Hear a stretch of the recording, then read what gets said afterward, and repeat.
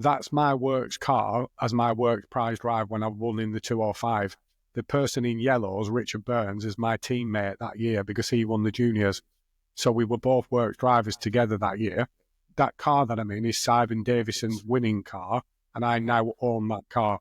So I've got that car in my garage now, which is a 666 car, and I probably had the best rally of my life with that car. Here's a nice little cue. So I didn't want to tell you about this from the started, but I sent out a few text messages to people like Cy Davison and Lionel and Woody, Chris Wood. Said, what questions can I ask Kevin? This is probably year-wise, this is not going to correlate, but I'll ask you this now, actually, because it's good for good comedy value. So I said, what questions will I ask him? So Simon Davison, I'll read this back to you. Ask him why he wasn't as quick as me in the Works 1.3 rally.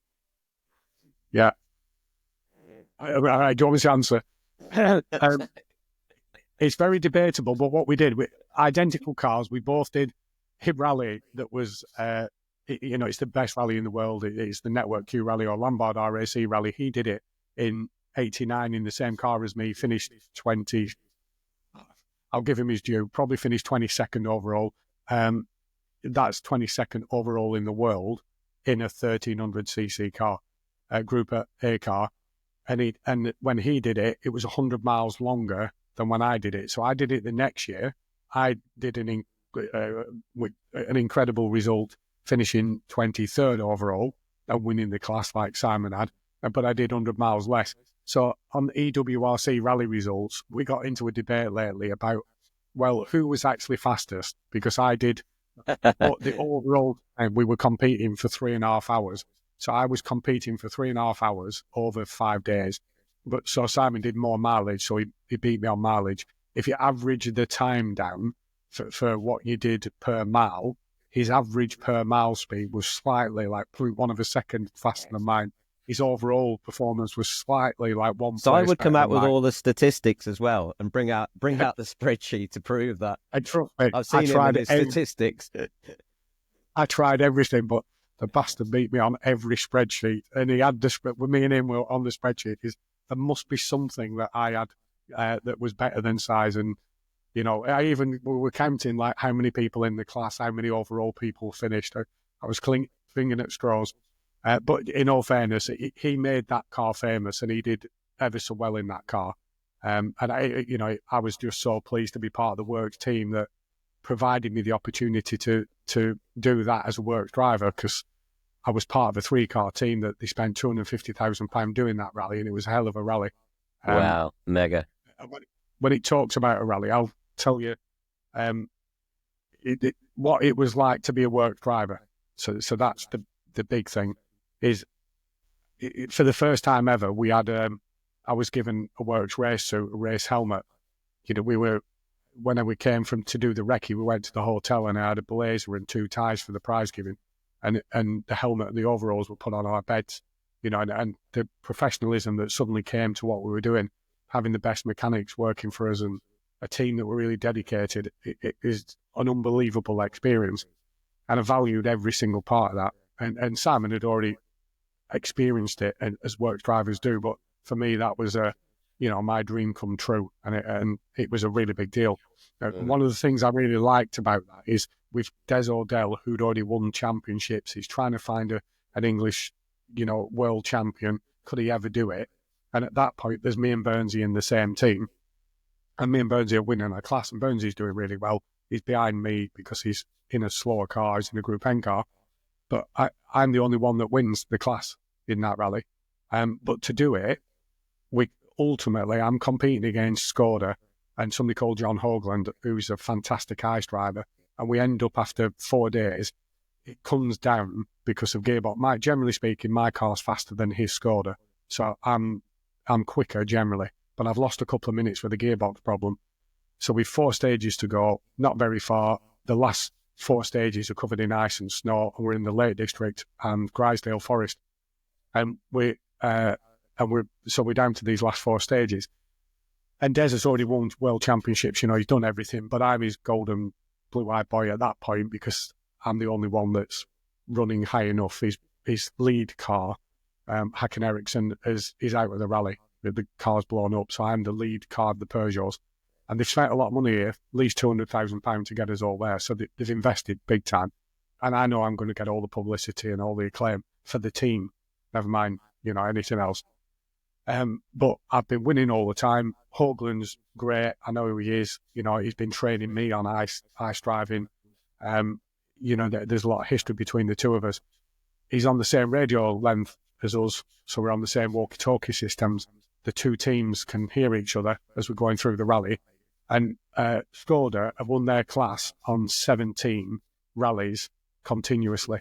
So Skoda have never been beaten on an RAC rally in 17 years. And they're winning. They keep beating. If I beat them, I'm going to stop that. So they're desperate to win. And they've got the best driver in the world. Hoagland is one of the best drivers in the world. And I'm directly against him, but I have got a faster car. Slightly, but a quicker car.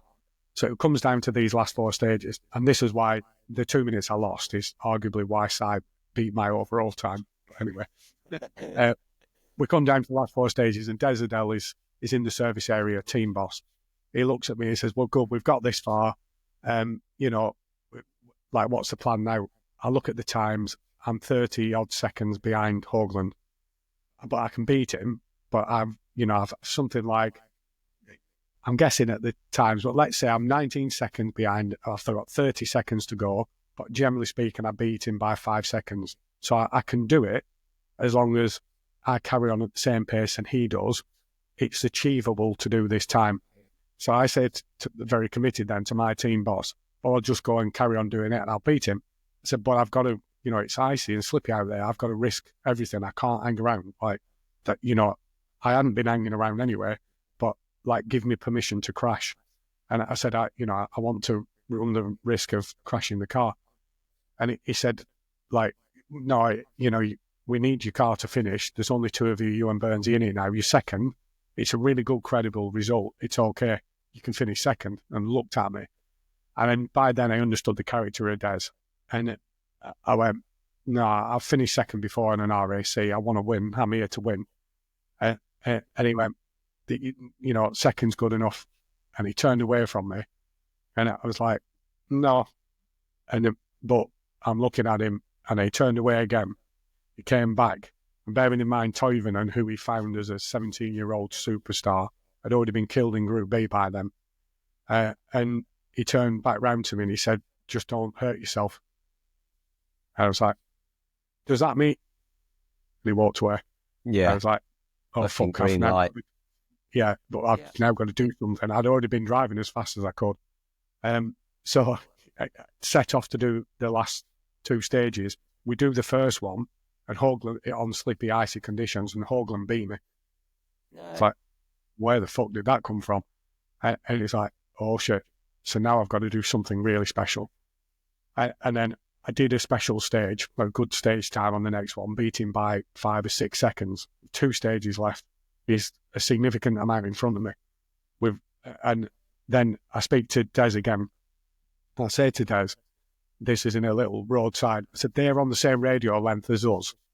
I want you to come on the radio and give me team orders to slow down because there's a problem with the engine. They'll hear that and they'll treat it as though Hoagland's being cautious. They'll be cautious. He won't risk it because I know how much we're both risking here. We're cutting a lot of road. I'm taking big chances.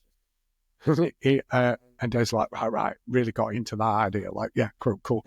So off he goes into the chase car because now he's chasing with us. So we're doing the rally route, but he's in another lead vehicle following us around. So he comes on the radio and he can speak to the co-driver. He doesn't speak to the driver, so the co-driver picks it up.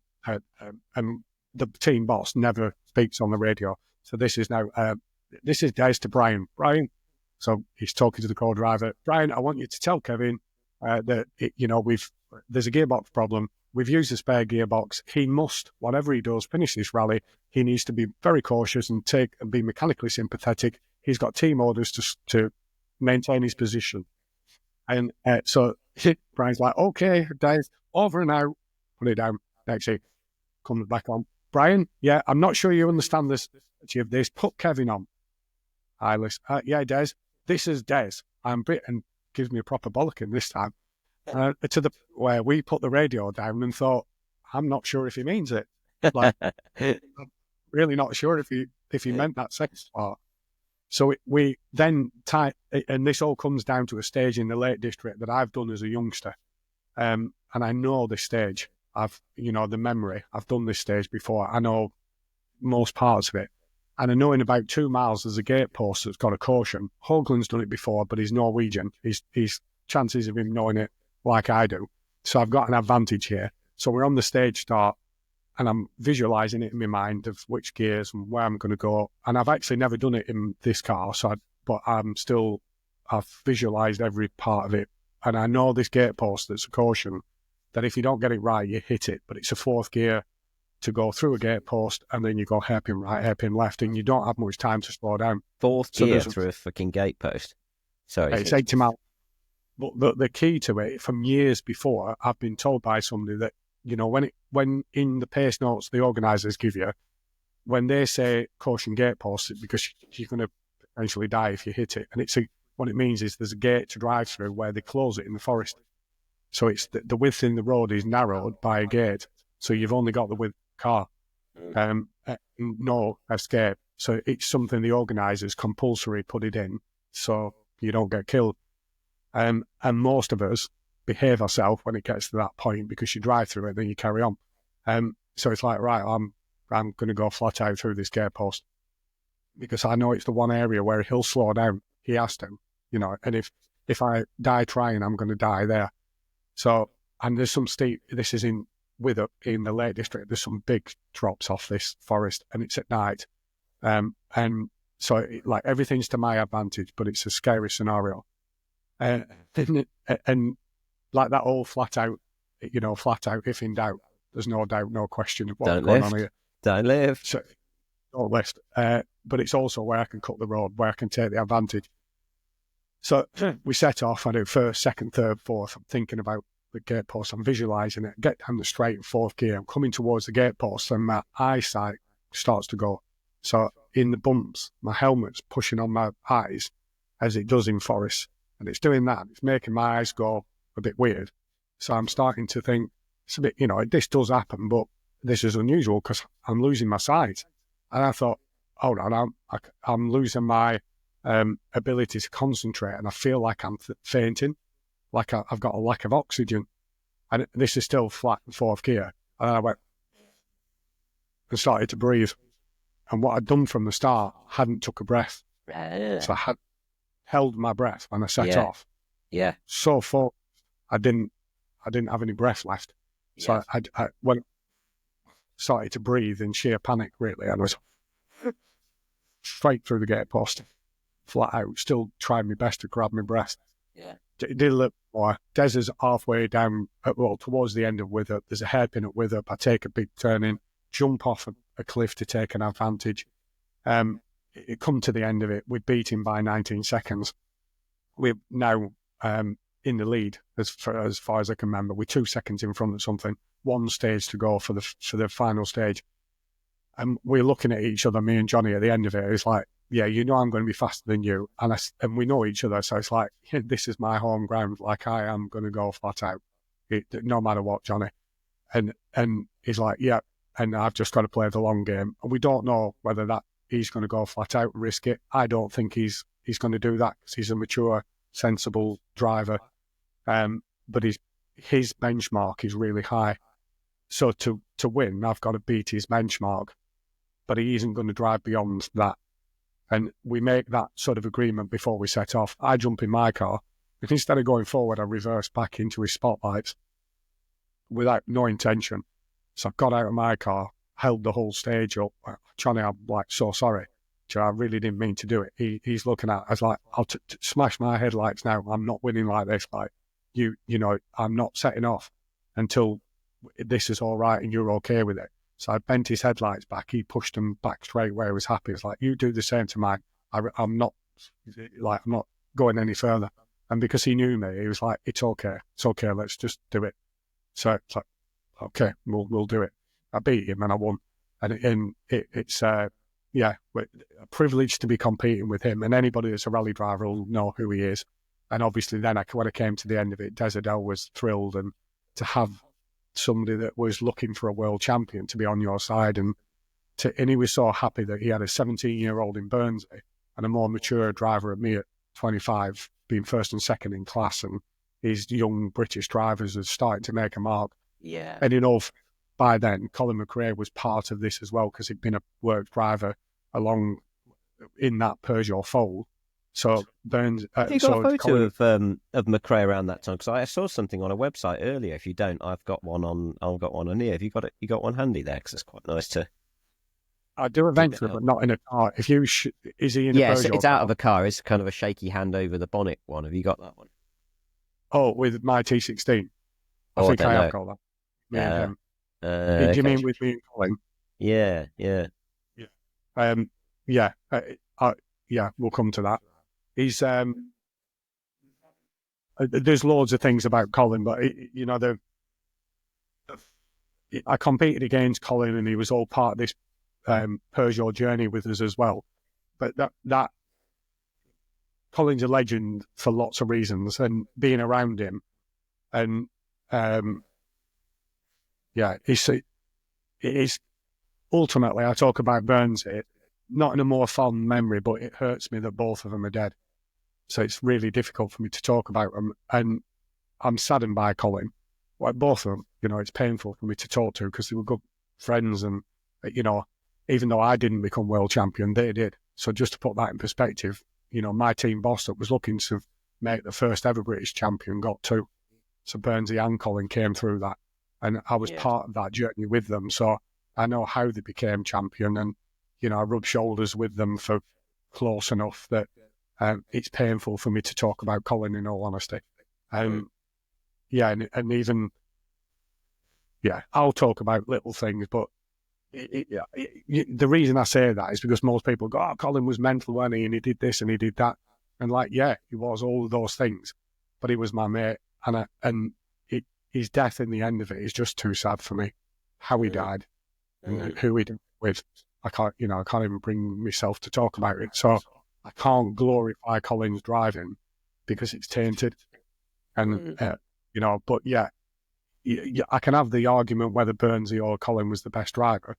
And what I can say about Colin is, if I was like anybody as a driver, I was like Colin, and I would have followed Colin's path, that he was doing what I was doing. There's no question Colin's running out of a dyslexic brain. Do you know what I mean? So there's everything that I did in a round, and what behind the scenes as well, all the naughtiness and all the stories that made me love him. And it wasn't bravery on the stages, which most people think. I saw him do things behind the scenes that were just unbelievably stupid, but fearless, because he was never scared to lose his works drive. He was never scared he always had a vision that was, most drivers of our period would have stopped if they got to the first national championship. You'd have probably been happy. First British championship, maybe happy. You'd have took team over and finished second instead of going to risk everything on your first ever world championship win. And it's easy for people to say, I'd have done the same. Nobody had done what Colin was doing. He was a real pioneer. He was brave, and not brave because of cars, because that bit for me and him would be easy. But the stuff out of the car, not crumbling under the political pressure. Yeah. And he didn't do that through intelligence. He did it because he was in my gang. He was in my form. Do you understand what I mean? That he was one of the rebels that was anti-authority. Yeah. And so that gave him the strength to fight even his own team bosses. Well, I think that's why he's held in such high esteem. And it's funny, being a roundie, so you'll see in the background there is Gilles Villeneuve, and, he was one of the reasons why I got into motorsport. I'll show that again, actually. The famous race between him and René Arnoux at Dijon in 79, I think it was. The stories about Colin and just his attitude to life, really, and and it's good that you've talked about, I suppose his death and just being honest and truthful about that, because it's all part and parcel of life in general. But Yeah, what an attitude to have. What an attitude, and what a privilege to be around that at the same time. Was Bernsey, so I always, in terms of like outright speed, I always thought, not that I knew too much about it, but from a longer perspective, I always thought that Colin was the more, I don't know, more talented one. Certainly, well, the faster one. What's your thoughts on that in terms of how they went about things? It's absolutely clear, and some of the things you'll talk about, you'll understand why I've got a really good insight into this. But if the brain is off, we'll call it a dyslexic brain, whatever you want to describe that part of your creative brain, and the other part of it is your intellectual, your academic thinking, your technical. Colin was driving 100% off his visionary creative brain, and that's what drove all his passion and whatever he did. He just got feeling for everything. With Bernsey, it was all off the other side. He was clever and intellectual and thought. And that doesn't take away from Bernsey, because I would back him, I'll tell you bits of stories, but because I've competed against him, I could see something in him that he was the best pupil I've ever been around. He took information really, unbelievably well. And I admire every bit of what he did. But it wasn't me. I couldn't do what Bernsey did. So the day I drive him, I could have done if it was to be like Colin, because my brain was thinking more like Colin. So and bravery and all that, it seems good, but the times I've been, like on one RAC rally when he had a prize drive off Des Adele, same person, Des liked him. They lent him a car as a junior to go and do his first RAC rally in a Works car. He crashed it in testing, and I tell you, nobody else got a test before the rally because he was a McRae. He got that opportunity. He crashed it in rallying. That would have destroyed most people's careers. He repaired it. On the first stage of that rally, he knocked the rear wheel off, and I did the same rally, and I crashed on the same corner. I didn't take a wheel off, but I damaged my car, but Colin took his wheel off. Now, just imagine how committed you have to be to come from a crash that's career-ending because you're just a young 17-year-old, having a great opportunity with a Works team, and you've messed it up massive before you've even got there. And then on the first stage, you take a rear wheel off. It's career-ending that. They've put all that money and effort to get you there, and you're so stupid, you crash on the very first stage of a 5-day event. That's unbelievable bad judgment. And then, luckily for him, they repaired it. He got into the rally. He posted some really good times, and eventually, I think the car failed. But he proved himself through speed, eventually. So within the rally, he did stuff that was really good, and Des was the sort of person that would look at the stage times, and he could see the potential in him. But geez, he was so close to just throwing it all away. And that wasn't an intelligent approach, and it wasn't the right approach. So you can't glorify his route to what he did.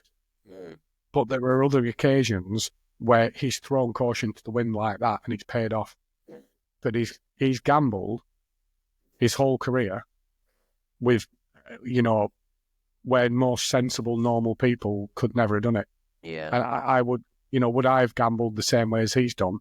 I was around him when he was doing it, and he was brilliantly fearless. He was a naughty boy, and but I don't like it when people go, it's all about the car, and Colin was so good and everything. He's like, nah, it was by the skin of his teeth that he got away with most of what he got away with, and it was only because his dad's brilliant and could talk his son out of trouble, and he had a couple of good people, like Dave Richards, that were, just backed that talent when they shouldn't have done. So, from a pro drive point of view, so he couldn't have survived in most teams, and he couldn't have got that opportunity. But then he was such a pioneer in what he did eventually. But who can afford to back that? Yeah, and so the cosmos came together to give him his opportunities. Was it a sensible way to go? Nah, no. And then sadly, the way in which he died, that's exactly the same.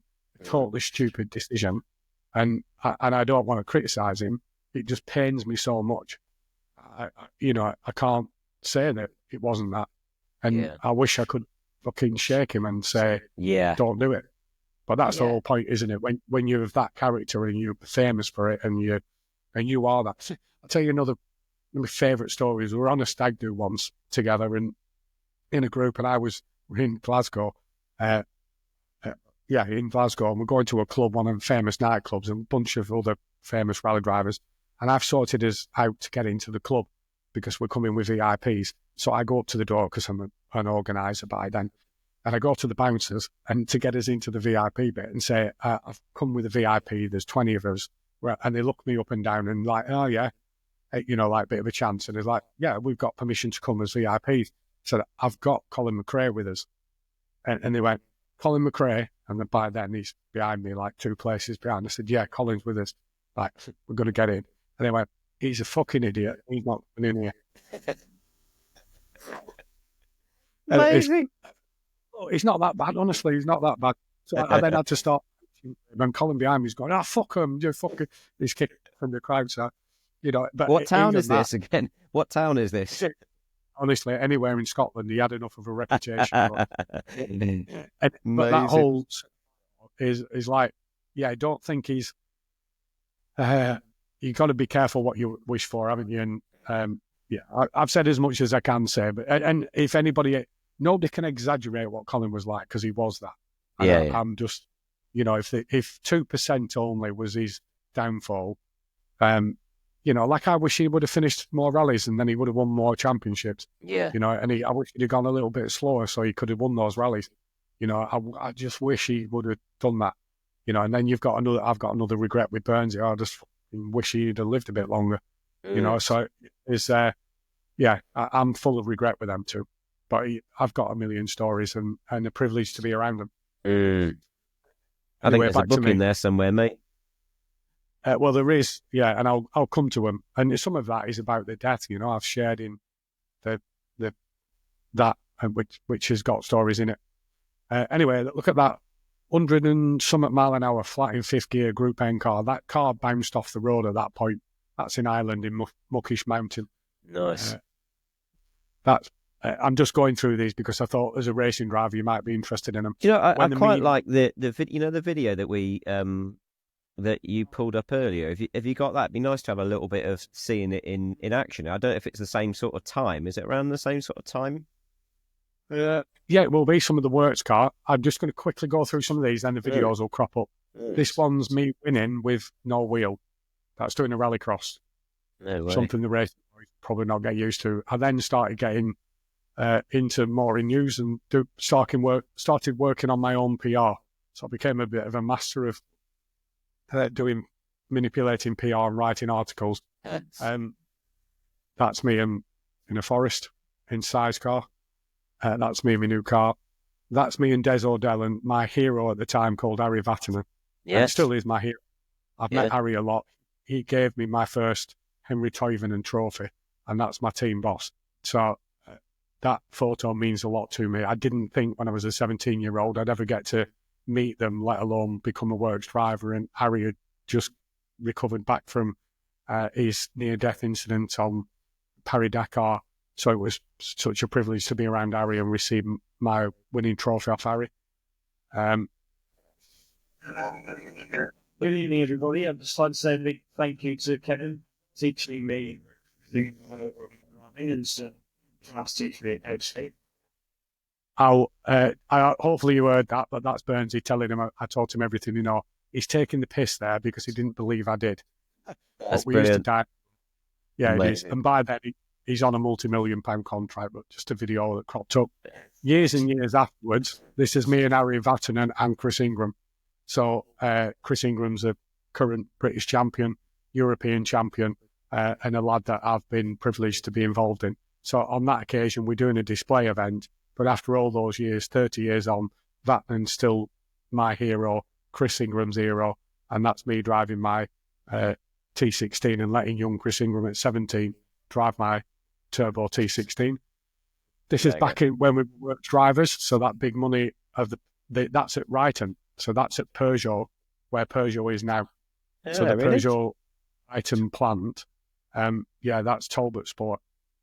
That's me and Chris Ingram. So of late, I'm responsible for doing media and video, and Chris is like, there's something to say about Chris. I've never talked to him about driving, but I've been around him in his early career to build his media presence. So we've done lots of things together, which I'll talk about one of them. But if Chris is the more successful person I've been around, and he's the next generation of pro drivers, as in professional rally driver. So he's a combination of everything that we know about Burnsy or McRae.